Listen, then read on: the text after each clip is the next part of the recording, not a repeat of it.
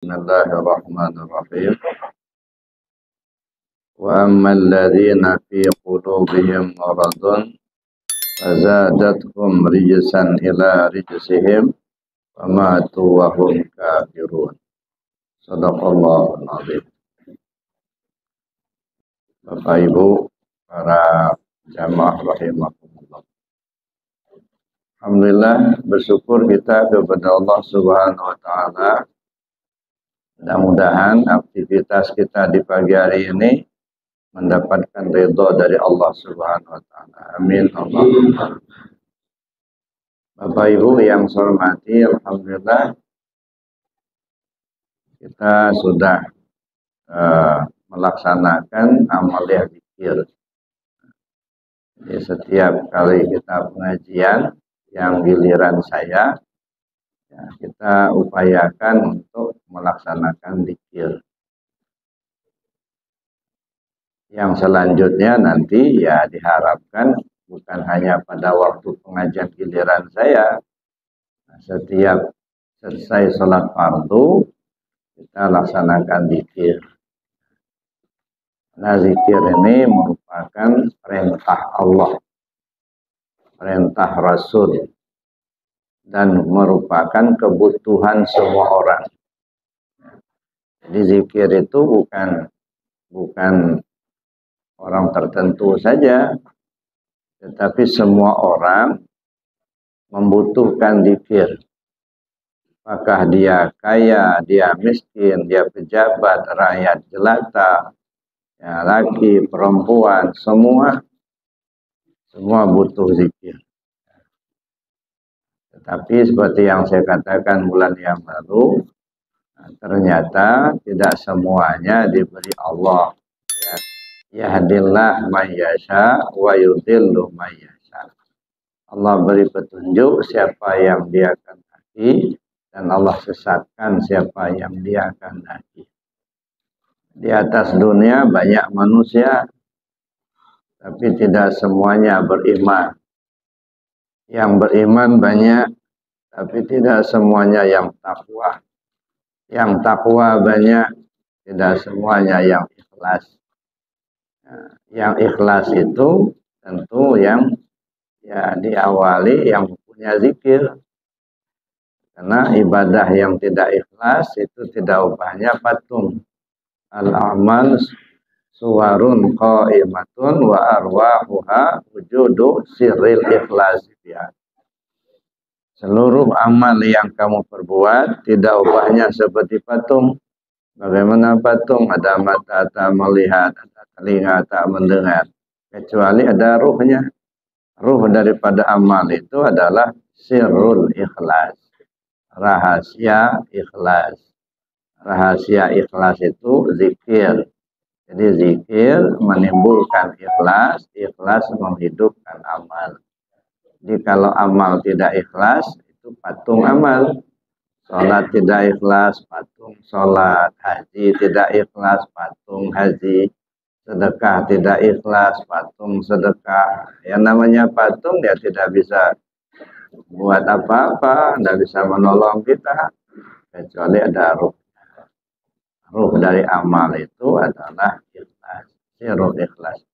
Bapak Ibu yang saya hormati, mudah-mudahan Allah beri kemampuan pada kita untuk selalu dapat melaksanakan amaliyah zikir ini. Kenapa? Zikir ini merupakan perlu sangat penting.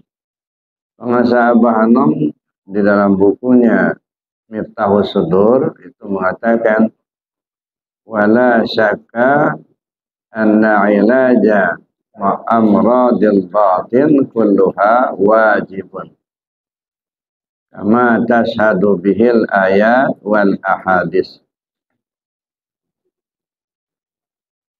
Tidak diragukan lagi, wala syakka, tidak diragukan lagi, anna ilaja amradil batin, bahwa membersihkan, menyembuhkan penyakit-penyakit batin, semuanya itu adalah wajib.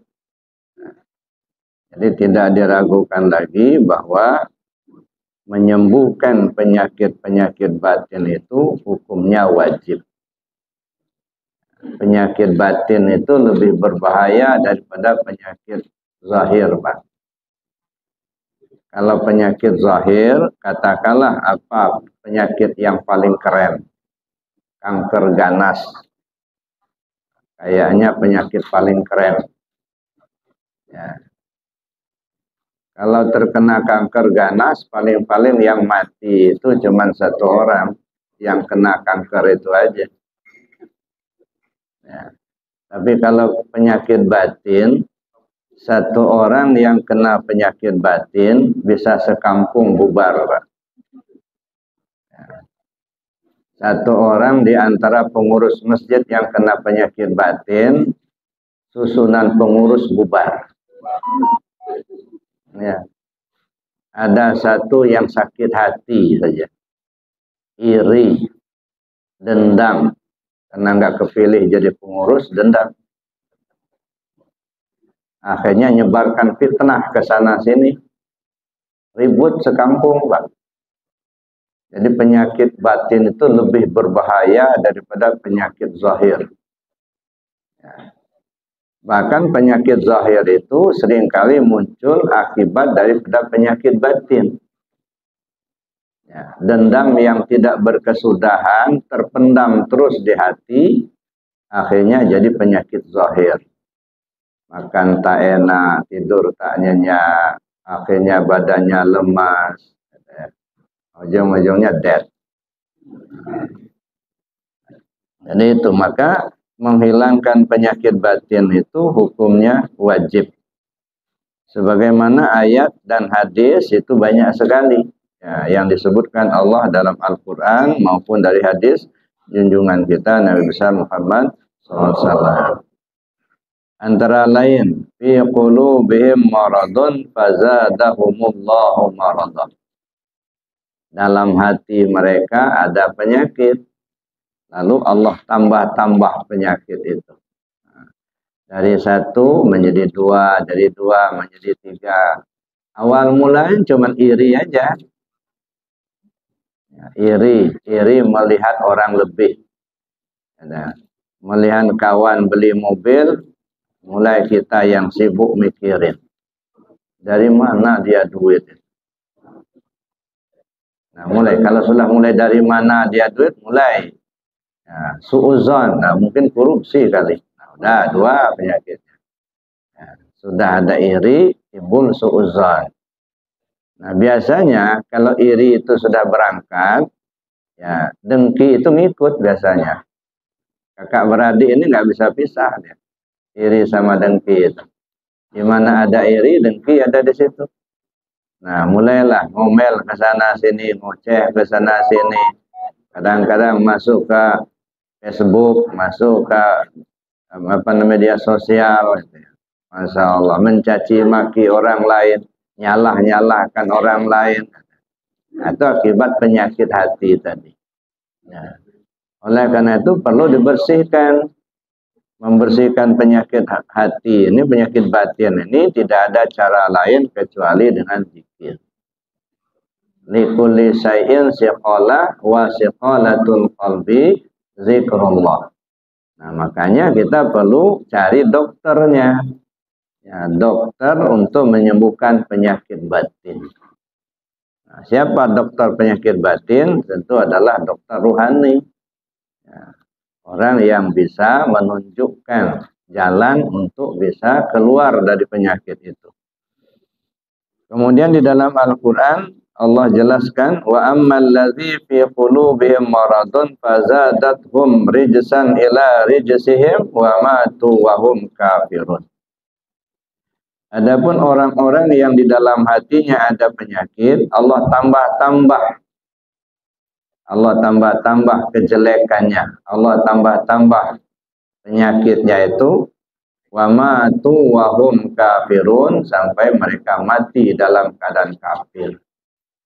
Nah, jadi penyakit batin itu bisa terbawa sampai mati. Kalau sampai terbawa sampai mati, itu khawatirnya justru hilang iman. Nah, makanya kita perlu menyembuhkan penyakit batin itu. Qala ta'ala wa zaru zahiral ismi wa batinahu. Tinggalkanlah dosa-dosa zahir dan dosa-dosa batin. Bapak Ibu yang saya hormati, dosa-dosa zahir maupun dosa-dosa batin itu akibat daripada perbuatan kita sendiri. Ya. Jadi akibat dari perbuatan menimbulkan dosa. Perbuatan jelek menimbulkan dosa, perbuatan baik menimbulkan pahala. Maka saya sering katakan dosa dan pahala itu sebagai akibat dari perbuatan kita sendiri. Jadi tidak perlu kita minta pahala, tidak usah, karena udah otomatis kita diberi Allah alat tubuh itu 8, mata, telinga, hidung, mulut, tangan, kaki, perut, dan kemaluan. Kalau kita gunakan 8 alat ini berbuat baik dapat pahala, kalau digunakan berbuat tidak baik dapat dosa. Kemudian ada lagi anggota tubuh batin. Di situ ada sifat-sifat. Sifat-sifat yang terpuji dan sifat-sifat yang tercela. Kalau kita gunakan sifat-sifat yang terpuji, kita dapat pahala. Kalau kita ikuti sifat-sifat yang tercela, kita dapat dosa. Ya. Jadi dosa dan pahala itu akibat daripada tindakan kita sendiri, perbuatan kita sendiri. Kita dicaci maki orang tidak akan merendahkan martabat kita. Nah, tapi yang membuat martabat kita itu rendah akibat perbuatan kita sendiri. Kalau ada yang mencaci maki kita, ya di satu pihak kita harus bersyukur. Kenapa? Karena pahala dia dikasihnya sama kita. Dosa kita diambilnya. Alhamdulillah. Jadi jangan sakit hati kalau ada yang mencaci kita. Ada yang menjelek-jelekan kita. Kenapa? Karena ketika orang ya memfitnah, mencaci, itu sama saja dia menyerahkan kebaikannya kepada kita dan mengambil dosa kita ya, dipikulnya. Jadi Bapak Ibu yang saya hormati, makanya ada satu kisah. Dulu ada orang datang ke pemirsa Abah Sepuh ceritanya. Syekh Abdullah Mubarak bin Muhammad radhiyallahu anhu. Jadi ada orang datang kepada beliau yang mencaci maki tarekat. Apa ini tarekat? Tarekat ini bid'ah, tarekat ini ya enggak ada dasarnya. Dan macam-macam lah omongan yang menyakitkan. Tapi pengusaha Sepuh diam saja. Sudah puas dia mencaci maki, dia pulang. Begitu dia pulang, oleh pengusaha Sepuh dipanggil salah satu muridnya. Ini, ya Bah, itu ada kambing di belakang. Bawa kambing itu serahkan sama dia. Pergi kamu ke rumahnya, susul dia, serahkan kambing ini kepada dia. Nah, tadi kan dia mencaci Abah. Kenapa dikasih kambing? Dia mencaci, dia menjelekkan, tandanya dia nyerahkan pahalanya sama kita. Dosa Abah diambilnya, alhamdulillah, bersyukur, terima kasih sama dia, maka kasih kambing. Di kita ini bukan dikasih golok kalau kita. Ini dikasih kambing. Alhamdulillah, pahala dia diserahkan sama saya, dosa saya diambilnya, kata pengusaha Abah. Maka berterima kasih, alhamdulillah. Kasihkan hadiah kambing. Ya. Jadi Bapak Ibu yang saya hormati, ya, jadi kalau kita mencaci maki orang, ya misalnya mencaci maki Pak Suprapto misalnya, ya, umpama begitu. Ya, jadi siap-siap saja dapat hadiah kambing dari beliau. Ya, jadi itu artinya jangan surut, ya. Kalau dalam kata mutiara di pengusaha Abah, ulah medal sila upama kepanah. Jangan berubah sikap meskipun disakiti orang. Ya, kita sudah pengamal zikir, lalu kemudian dicaci maki orang, jangan berubah. Sebab kadang-kadang kan ambisi betul mau belajar tarekat, ngamalkan tarekat, 2-3 bulan kemudian ketemu orang lain. Bapak belajar tarekat ya? Iya, jangan gila kamu nanti. Nah, akhirnya surut. Makanya saya sering sampaikan, belajar tarekat ini sama dengan menempuh perjalanan menuju Allah. Ya. Yang namanya menempuh perjalanan itu hambatannya 3. BBM. Nah, ini kalau sudah dapat BBM, ya hati-hati. Nah, yang membuat terhambat perjalanan kita menuju Allah itu BBM. Bimbang, bosan, males. Itu BBM. Nah, kalau sudah timbul salah satu saja, nggak usah 3-3-nya. Salah satu saja mulai surut, Pak. Bimbang, bosan, males. Kenapa orang bimbang? Karena ilmunya belum sampai, belum paham. Ya. Baru ngikut-ngikut. Nah, dapat telepon dari Pak Ketua, nggak enak kalau nggak datang. Nah, ini masih ngikut-ngikut, belum dari hati kecilnya, dia belum paham betul. Ada himbauan dari Purjalimas. Nah, kalau hanya sekedar ikut-ikutan, nah ini labil. Ya. Dia belum paham apa sih tujuan tarekat ini. Apa supaya ngumpul-ngumpul banyak anggota? Enggak. Nah, maka untuk menghilangkan kebimbangan itu mesti kita pelajari betul. Bertanyalah kita kepada yang ahlinya. Jangan pernah bertanya kepada orang yang bukan ahlinya. Ya, fas'alu ahla dzikri in kuntum la ta'lamun. Ya, bertanya kepada yang ahlinya kalau kamu belum tahu. Ada orang bertanya kepada yang bukan ahlinya. Salah satu contoh, ya. Ada seorang jamaah ya cerita dengan saya bahwa satu pengajian ada bertanya kepada seorang ustadz, ya, Pak Ustadz, dalam tarekat atau dalam tasawuf itu ada kata-kata la ma'bud illallah, la mawjud illallah, la maksud illallah. Ya. Tidak ada yang disembah kecuali Allah, tidak ada yang mawjud kecuali Allah, tidak ada yang dituju kecuali Allah. Nah, menurut Pak Ustadz bagaimana kata yang nanya itu? Kata beliau, kalau la ma'bud illallah, oke, saya setuju. La maksud illallah, tak ada yang dituju kecuali Allah, saya setuju. Tapi kalau la mawjud illallah, nah ini nggak benar ini. Sebab mawjudun isim maf'ul. Mawjud dijadikan, diadakan. Masa katanya la mawjud illallah, tidak ada yang dijadikan kecuali Allah. Berarti Allah itu dijadikan. Ini nggak benar kata dia. Sehingga goncanglah jamaah. Nah, akhirnya nanya ke saya. Buya katanya, bagaimana pendapat Buya tentang kalimat la mawjud illallah? Karena ada yang mengatakan tidak boleh dipakai la mawjud illallah, karena la mawjud tidak ada yang dijadikan kecuali Allah. Masa Allah dijadikan? Nah, yang begini ini membuat jamaah jadi goncang. Ya. Saya bilang begini, memahami suatu kalimat itu tidak bisa hanya dilihat dari sudut bahasanya saja, tapi harus kita lihat konteksnya. Ini kan bahasa hakikat.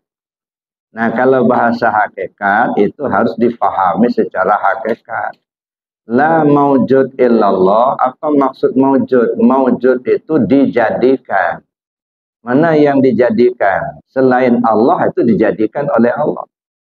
Ada surga, neraka, aras, kursi, bumi, langit, bulan, bintang, matahari. malaikat, jin, iblis, manusia, binatang, tumbuhan, semuanya dijadikan semua. Nah, la maujud illallah maksudnya yang dijadikan ini, yang maujud ini hakikatnya enggak ada. Yang ada cuman Allah. Itu maksudnya la maujud illallah, bukan tidak ada yang dijadikan kecuali Allah, bukan. Yang dijadikan itu enggak ada. Kita ini manusia maujud, dijadikan. Hakikatnya kita ini enggak ada. Kenapa? Karena adanya kita adalah maujud bayangan, ya.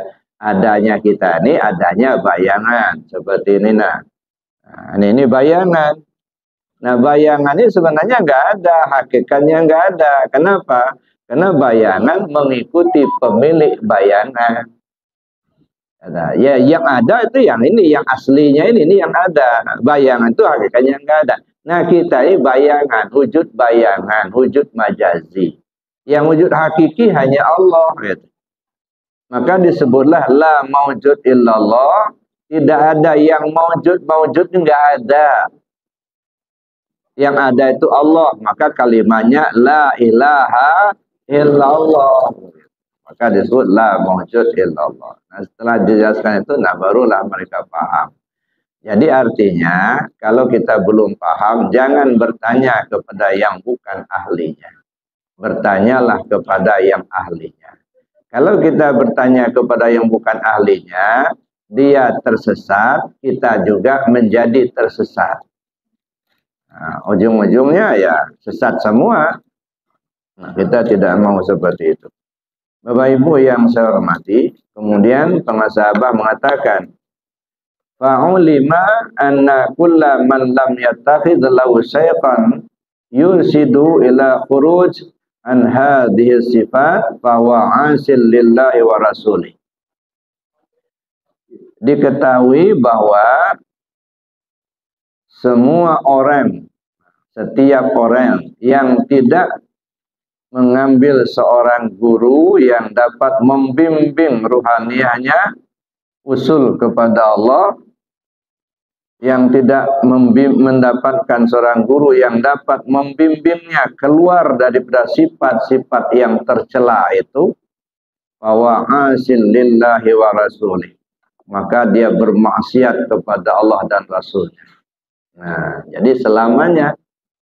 Nah, kalau kita tidak menemukan seorang guru pembimbing yang dapat membimbing ruhaniah kita usul kepada Allah, yang dapat menghilangkan penyakit-penyakit tadi, maka akibatnya kita selalu bermaksiat kepada Allah. Nah, mana contohnya kita bermaksiat kepada Allah? Satu saja, misalnya hati kita tak tahu zikir. Allah perintahkan kita zikir, wazkur rabbaka fi nafsik. Ingat Tuhanmu melalui hatimu. Nah, kita tidak tahu cara mengingat Allah pakai hati itu. Nah, berarti kita sudah maksiat sama Allah. Ya. Allah suruh kita supaya ingat selalu dengan hati. Tapi kita nggak bisa, nggak tahu karena tidak belajar, tidak diajarkan oleh seorang guru yang tahu tentang itu. Nah, akibatnya kita bermaksiat kepada Allah terus-menerus. Nah, kalau sudah kita bermaksiat kepada Allah terus-menerus, maka bertambah-tambahlah penyakit di dalam hati kita. Nah, kalau sudah bertambah-tambah penyakit dalam hati kita, ujung-ujungnya penyakitnya kronis. Nah, kalau sudah kronis, nah susah diobati, Pak. Ya, bagaimanapun kita beri petunjuk, nggak mau dia ikuti lagi, keras hatinya. Ya. Karena dosanya sudah numpuk, ya, dosa sudah membalut hatinya, tebal. Walaupun dikasih tahu ini ayatnya, ini hadisnya, enggak mau terima. Ya. Bahkan sudah ditunjukkan cara berzikirnya, tapi enggak juga mau, enggak mau mengamalkan. Keras hati gitu ya. Nah, akibatnya kalau sudah kronis enggak bisa disembuhkan lagi. Ujung-ujungnya khatamallahu ala qulubihim. Allah kunci hati mereka. Sudah tertutup sama sekali. nggak bisa lagi menerima kebenaran. Nanti ya ujung-ujungnya ya sudah khatamallahu ala qulubihim wa ala sam'ihim wa ala absarihim wa isyawah wa lahum azabun azim. Ya, begitu. Jadi pendengarannya tertutup, penglihatannya tertutup, hatinya sudah tertutup. Ya, mati kafir, di akhirat masuk neraka. Nah, udah itulah. Jadi nggak peduli apakah pejabat waktu di dunia, orang kaya waktu di dunia. Gitu. Kalau hatinya tidak dibersihkan, ya bisa-bisa ya sukses dalam artinya usaha, tetapi tidak sukses hidup. Sukses hidup itu kapan? Ketika kita mati dalam keadaan husnul khotimah. Nah, itu yang sukses. Ya, jadi yang sukses hidup itu adalah ketika meninggal itu husnul khotimah. Ya mudah-mudahan kita semua husnul khotimah. Bapak Ibu yang saya hormati, oleh karena itulah pengasabah melanjutkan ya bahwa asil lillahi wa rasul li'annahu la yahtadi ila tariqil ilaj. Ya, karena dia tidak ada yang dapat memberi petunjuk ke jalan yang lurus, ke jalan yang diridhai Allah. Kalau dia tidak menemukan seorang guru yang dapat membimbing rohaninya usul kepada Allah, maka dia bermaksiat seumur hidup. Kenapa bermaksiat? Karena tidak ada yang memberi petunjuk mana jalan yang akan ditempuh.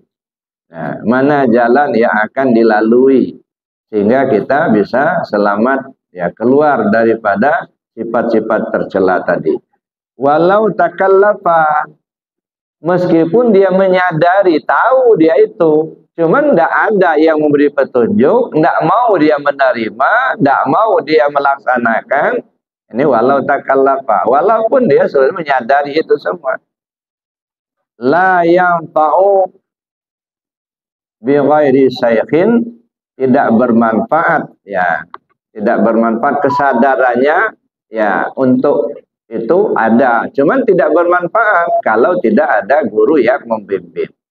Walau hafidha alfa kitab, walaupun orang itu hafal 1000 kitab, tetap bermaksiat sepanjang hayat. Nauzubillah summa nauzubillah. Makanya Syekh Muhammad Amin Al-Qurdi berkata, wajib bagi seorang hamba mencari seorang guru yang dapat membimbing ruhaniyahnya usul kepada Allah. Wajib. Nah, tetapi kata beliau, untuk mendapatkan seorang guru mursyid ya dapat membimbing rohaniyah kita usul kepada Allah itu sangat-sangat sulit. Lebih sulit daripada mendapatkan belerang merah. Nah, kenapa? Kalau belerang merah jarang, Pak. Saya pengalaman saya waktu berangkat ke Tanah Suci beberapa tahun yang lalu, ada keluarga yang nitip ke saya minta dibelikan belerang merah. Ya.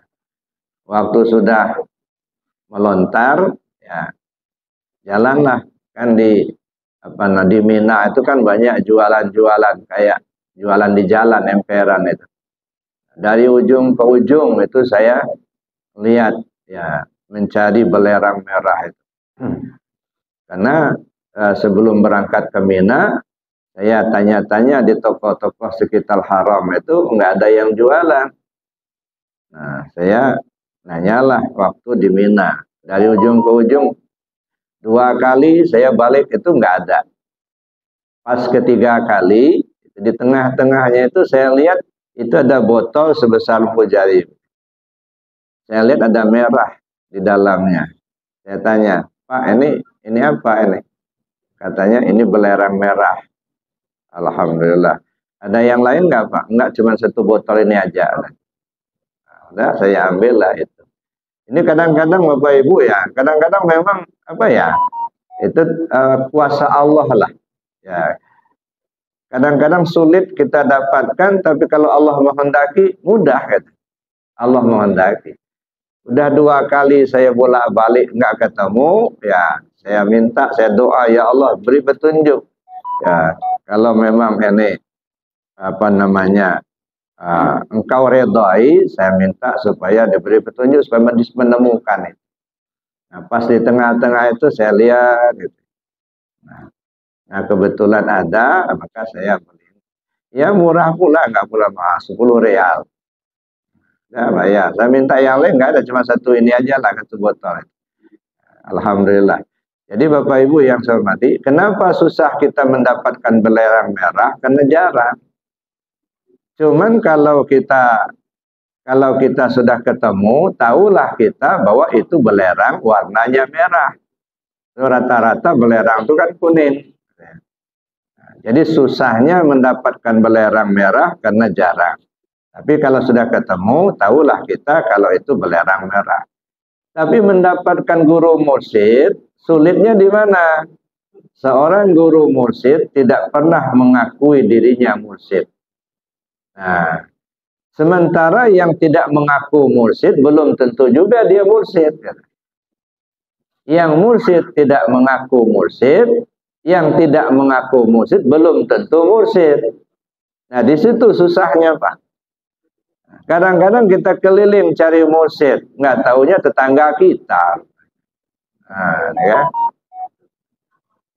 Jadi kenapa? Karena yang bersangkutan tidak pernah ngaku, oh saya mursyid, enggak. Kadang-kadang ditanya pun, Bapak mursyid? Oh bukan, saya masih belajar. Nah, pengasahabah yang saya ikuti berapa kali talqin selalu beliau bilang, alhamdulillah kita diberi Allah kesempatan sama-sama belajar ibadah. Abah juga masih belajar. Nggak ada pernah beliau mengatakan itu saya mursyid, enggak pernah. Nah, saya juga masih belajar, kata Abah. Nah, di situ susahnya kita mencari mursyid itu. Yang mursyid tidak pernah ngaku dirinya mursyid, yang tidak ngaku mursyid belum tentu mursyid. Nah, ya. Nah, tinggal kita lihat aja orang-orang yang sudah sampai ke makomnya. Sebab tidak ada yang tahu seseorang itu wali Allah kecuali dia itu wali Allah juga. Nah, jadi Bapak Ibu yang saya hormati, salah satu di antara cirinya adalah dia mampu membimbing muridnya usul kepada Allah. Yang tadinya tidak kenal Allah menjadi kenal Allah. Yang tadinya malas ibadah menjadi rajin ibadah. Itu salah satu bentuk, satu cirinya. Dan kelebihan guru mursyid itu dia membimbing muridnya bukan hanya pada saat berhadapan. Bisa saja bahkan seberang lautan, tempat tinggalnya berbeda, ya, tetapi seorang guru mursyid bisa membimbing muridnya dari jauh. Bisa ketemu di mimpi, bisa ketemu ya dan lain sebagainya lah. Ya, sehingga akhirnya ya kita mendapatkan petunjuk dari guru mursyid tadi. Ya. Jadi kalau kita tidak menghilangkan penyakit-penyakit yang di hati kita ini, maka kita akan bermaksiat seumur hidup. Oleh karena itulah wajib kita untuk mencari seorang guru pembimbing yang dapat membimbing rohaniah kita usul kepada Allah. Tapi lagi-lagi saya katakan tadi, belajar tarekat itu menempuh perjalanan menuju Allah. Nah, yang namanya orang menempuh perjalanan itu hambatannya 3 tadi, bimbang, bosan, malas. Nah, kalau sudah bimbang, nah sudah gugur. Nah, oleh karena itu untuk menghilangkan kebimbangan kita ngaji. Nah, maka di Arafah kita buka pengajian supaya menghilangkan kebimbangan itu. Ya, nah, minimal ikut ceramah lah, ya, mendengar ceramah. Ya, di mana ada ceramah yang menjelaskan tentang itu, gitu. Ya, menghilangkan kebimbangan tadi sampai kita yakin betul. Nah, maka perlu dikaji. Nah, yang pertama, jadi untuk menghilangkan kebimbangan itu harus kita kaji, kita paham. Nah, la ilaha illallah itu kalimatnya. Mana kalimat la ilaha illallah itu di diri kita? Sifat 20 itu terhimpun dalam kalimat la ilaha illallah. La ilaha illallah itu menunjukkan diri kita sendiri. Nah, beberapa waktu yang lalu pernah saya jelaskan itu. Bagaimana hubungan kalimat la ilaha itu dengan diri kita. Nah, secara singkat saja, la ilaha illallah itu ada 4 suku kata. La ilaha illa Allah. Diri kita ini 4 lapis. Tubuh, hati, nyawa, dan rahasia. Nah, kalau kita sudah tahu hubungan kalimat itu dengan diri kita, insya Allah kita nggak ada kebimbangan lagi. Jadi kita menyebut la ilaha illallah sebenarnya ngebaca diri kita sendiri. La ilaha illallah. Jadi tubuh kita 4 lapis. Nah, diri kita ini ada tubuh, ada hati, ada nyawa, ada rahasia. Gitu ya. Nah, sedangkan sifat 20 itu terhimpun dalam kalimat la ilaha illallah. Sifat wujud terhimpun dalam kalimat la, ya, sifat nafsiyah itu. Sifat nafsiyah ada 1 sifat, yaitu wujud terhimpun dalam kalimat la. Kemudian sifat salbiyah ada 5 sifat, qidam, baqa, mukhalafa lil hawadis, qiyamu ta'ala bin nafsi, dan wahdaniyah terhimpun dalam kalimat ilaha. Nah, sifat ma'ani yang terdiri 7 macam sifat, kodrat, iradat, ilmu, ayat, sama fasal kalam, itu terhimpun dalam kalimat illah. Lafaz jalalah ya menghimpun sifat maknawiyah, qadirun, muridun, alimun, hayyun, sami'un, basirun, dan mutakallimun. Nah, jadi kita membaca kalimat la ilaha illallah, sebenarnya kita sudah bisa paham di situ ada sifat 20 di situ. Yaitu la ilaha illa Allah gitu ya. Nah, lalu kita kaitkan dengan diri kita. Ya, la itu menghimpun sifat wujud, ada. Yang ada pada kita apa? Adanya kelihatan tubuh pada kita. Nah, ilaha menghimpun sifat salbiyah. Sifat salbiyah itu sifat khabariyah. Tidak bisa terlihat oleh mata kita, tetapi diyakini oleh hati kita. Jadi ilaha menunjukkan hati pada kita. Sifat ma'ani yang 7 macam, kodrat, iradat, ilmu, hayat, sama basar. 6 sifat tergantung kepada hayat. Ada hayat, maka timbullah sifat 6 macam. Kodrat, iradat, ilmu, sama basar, kalam. Itu tergantung hayat. Hayat pada kita nyawa namanya. Nah, maka kalimat ilah menunjukkan nyawa pada kita. Nah, lalu lafaz jalalah Allah menghimpun sifat maknawiyah. Sifat maknawiyah ini tersembunyi. Dia ada pada zihin tapi tidak ada pada kharid. Ada pada pikiran tapi tak nampak dalam kenyataan. Kenapa? Karena yang menyatakan ada sifat maknawiyah itu sifat ma'ani. Ada qadirun, maka muncullah qadrat. Ada alimun, maka muncullah ilmu. Ada hayyun, maka muncullah hayat. Jadi yang sifat maknawiyah itu tersembunyi. Ya. Yang tersembunyi pada kita namanya rahasia. Maka Allah menunjukkan rahasia pada kita. Jadi la tubuh, ilaha hati, ilah nyawa, Allah rahasia. Maka ketika kita sudah paham itu, insya Allah nggak akan tinggal lagi Pak zikir la ilaha illallah itu. Orang kadang-kadang nggak mau zikir la ilaha illallah. Kenapa? Karena nggak paham. Dikira cuma hanya ngomong kalimat aja. Gitu. Ada. Nah makanya kadang-kadang masih milih kita zikir-zikir yang lain. Ada. Karena nggak paham. Pernah satu tempat tuh ribut Pak. Nah, kenapa ribut? Karena ada kawan membawakan zikir la ilaha illallah, la ilaha illallah. Kata pengurusnya, jangan bawa-bawa zikir itu di sini. Di sini sudah biasa zikir masyhur, subhanallah, subhanallah, alhamdulillah, alhamdulillah, Allah akbar, Allah akbar. Jangan diganti-ganti. Nah, ya. Nah, akhirnya ribut. Ya. Padahal sebenarnya kalau paham nggak masalah. Ya, mau baca zikir masyhur dulu, baru zikir la ilallah boleh. Mau langsung zikir la ilallah tanpa zikir masyhur nggak apa-apa. Karena dua-duanya zikir. Zikir yang paling afdal itu kata Nabi la ilaha illallah. Kalau bisa pakai pesawat ngapain pakai sepeda gitu. Kita bisa pakai pesawat, ngapain pakai mobil gitu. Jadi Bapak Ibu yang sama, tapi ada juga orang yang Yang kepinginnya pakai mobil aja atau pakai motor, nggak mau pakai pesawat. Kenapa? Kalau pakai mobil kan di darat.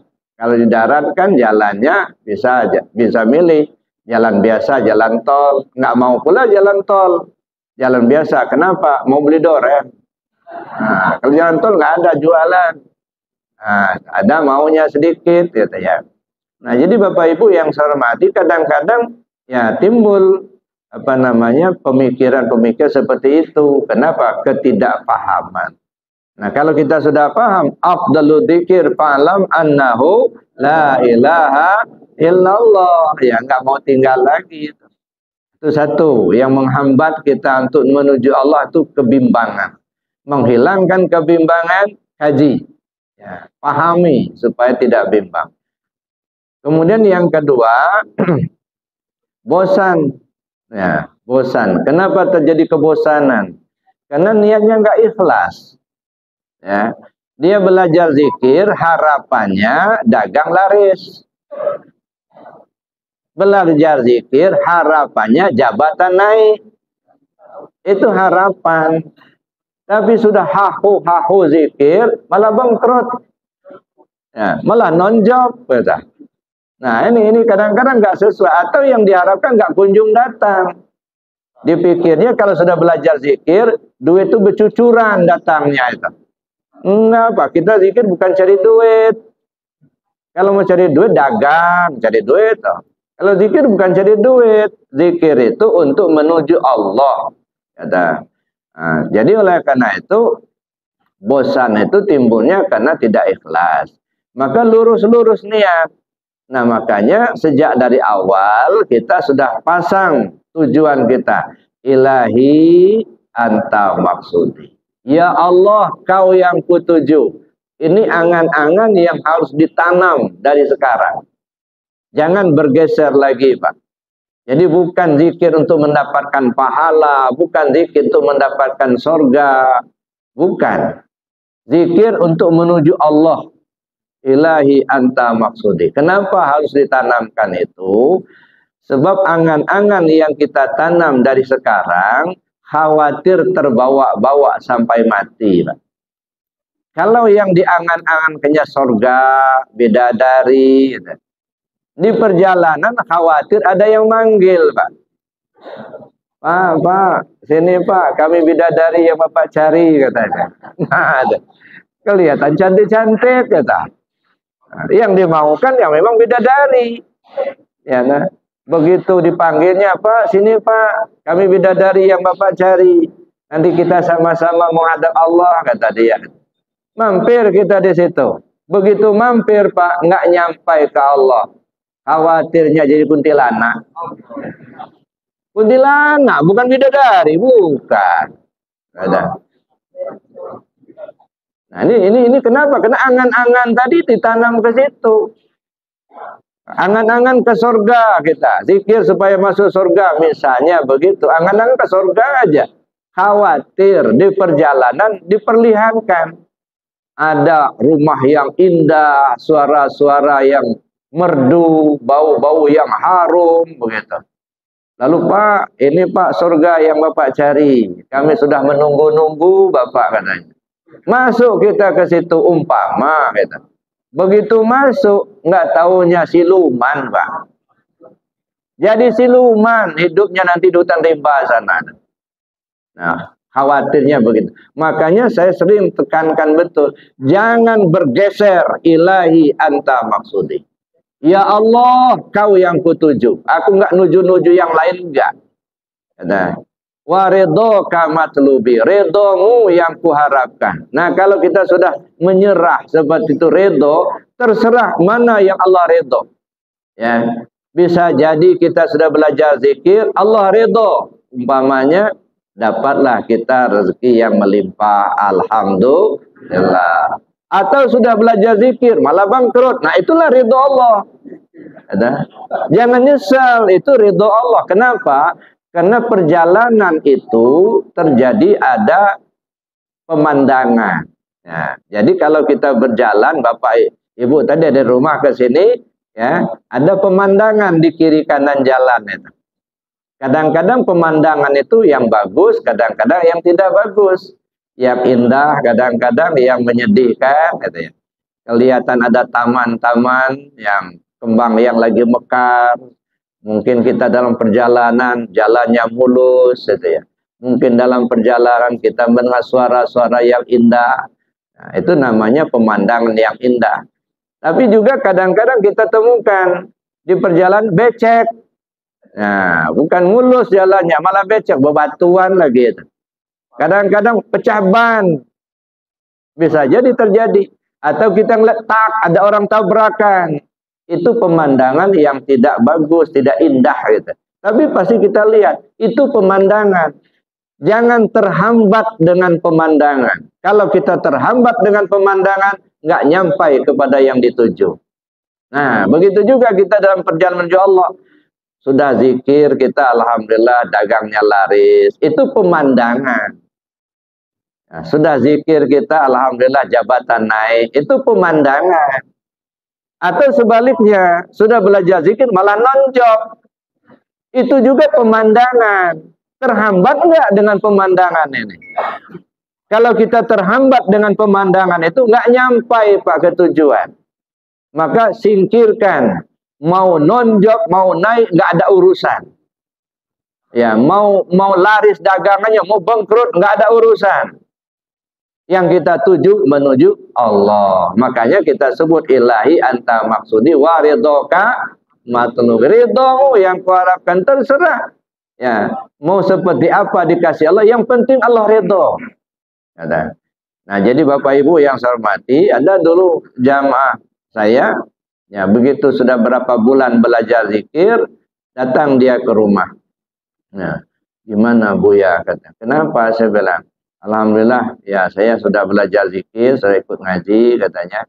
Ya, cuman nggak ngerti saya. Kenapa Pak? Ini katanya, dulu waktu belum belajar zikir, alhamdulillah jabatan naik terus. Katanya. Di posisi basah terus katanya. Rupanya bagi kawan-kawan yang di kantor itu ada posisi basah, posisi kering gitu. Saya nggak paham itu. Ya. Gitu ya. Posisi saya basah terus katanya. Tapi kemarin itu saya nggak tahu sebab katanya. Dikasih tahu juga enggak, tiba-tiba saya di kantor, saya dipanggil. Hari ini serah terima jabatan. Apa salah saya? Sakit betul Bu ya di sini. Di sini sakitnya. Sakitnya di sini katanya.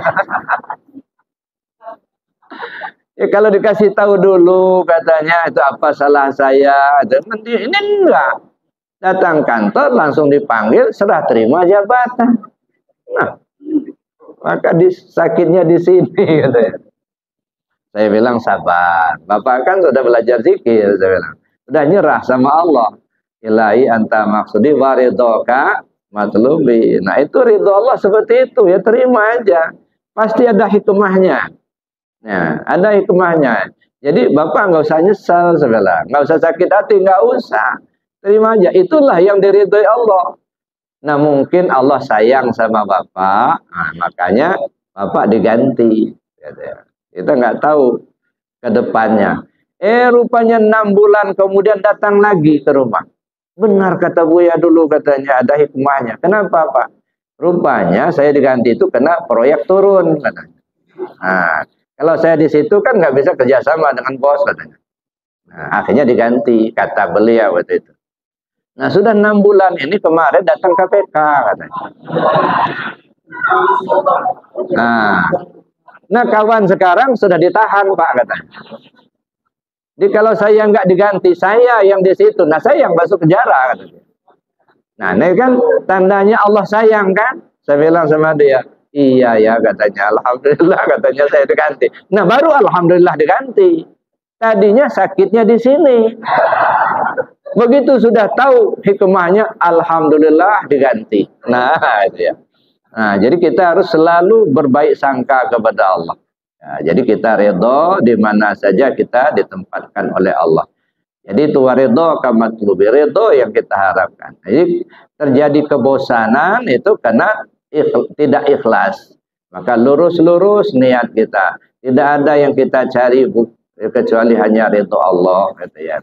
Yang kita tuju ingin menuju Allah, gitu ya. Bukan popularitas, bukan supaya banyak penggemarnya, bukan. Ya, nah, kita berharap ya Allah memberi petunjuk kepada kita semua. Nah, sehingga kita betul-betul duduk kita di kalimat ilahi anta maksudi wa ridhoka matlubi tadi. Nah, yang ketiga malas. Nah, ini ya kan ketiga ya bimbang, bosan, malas. Nah, ini kayaknya ya agak banyak ini. Ya, malasnya itu. Sebenarnya bukan nggak yakin, cuman malas. Nah, kenapa terjadi kemalasan? Karena belum terbiasa saja. Nah, makanya di Arafah yang ngaji, yang kiai ngaji di situ, yang doktor ada, yang tamat SD ada, itu ya. Pernah dulu ada Pak Kiai ikut ngaji, Buya saya mau ikut ngaji katanya. Alhamdulillah. Tapi maaf Pak Kiai harus dari fikih dulu sekarang. Ya. Kenapa? Saya rindu kebersamaan. Itu ya. Ya, bukan tidak menghargai ilmu Pak Kiai, bukan. Kita sama-sama dari fikih dulu. Jadi Bapak Ibu yang saya hormati, kenapa? Sebab di Arafah itu yang kita ajar itu 3. Yang pertama ngajar pikiran supaya kita paham. Nah, maka kita ada materi kajian. Yang kedua ngajar hati dengan zikir supaya bersih hatinya. Jadi yang kita ajar itu pikiran kita biar paham, itu ngajar hati supaya selalu ingat kepada Allah. Kedua. Yang ketiga ngajar pantat. Nah, supaya betah duduk. Itu Pak. Ya kalau nggak terbiasa Pak, dari duduk dari maghrib sampai isya itu gelisah Pak. Ada. Baru selesai salam aja sudah gelisah mau ngudut, mau keluar. Itu. Nah, jadi supaya betah, nah dipaksa dulu. Ya, dipaksa dulu duduk dari maghrib sampai isya. Nah, kalau sudah terbiasa ringan Pak. Ya, jadi oleh karena itu paksakan dulu. Ya, sudah dipaksakan, jadi terbiasa. Kalau sudah terbiasa, kita nggak mau ditinggalkan. Insya Allah tidak akan ada kemalasan. Jadi untuk mengobati kemalasan, salah satunya paksakan dulu. Paksakan zikir. Bagaimana cara supaya gak ringan? Jangan anggap zikir itu satu kewajiban, tapi anggap dia satu kebutuhan. Ya, jadi zikir itu kebutuhan kita. Nah, kalau kita anggap itu satu kebutuhan, sesibuk apapun kita tetap kita sisihkan waktu untuk zikir. Kenapa? Kebutuhan. Coba kalau Bapak lapar, ya, sesibuk apapun pekerjaan pasti tinggalkan, makan dulu katanya. Nanti dulu kerja itu. Nah, kenapa? Karena lapar. Nah, makanya kenapa makan itu kebutuhan. Cuman bedanya kalau makan nasi kebutuhan tubuh, kalau zikir kebutuhan ruh gitu. Sama-sama kebutuhan. Nah, jadi untuk merasa ringan kita melaksanakan itu, jadikan dia sebagai kebutuhan kita. Mudah-mudahan Allah beri petunjuk pada kita. Amin Allahumma amin. Bapak Ibu yang saya hormati, karena waktu yang terbatas, ya materi saya cukupkan demikian. Kalau masih ada waktu kita diskusi. Sementara saya akhiri dulu. Assalamualaikum warahmatullahi wabarakatuh.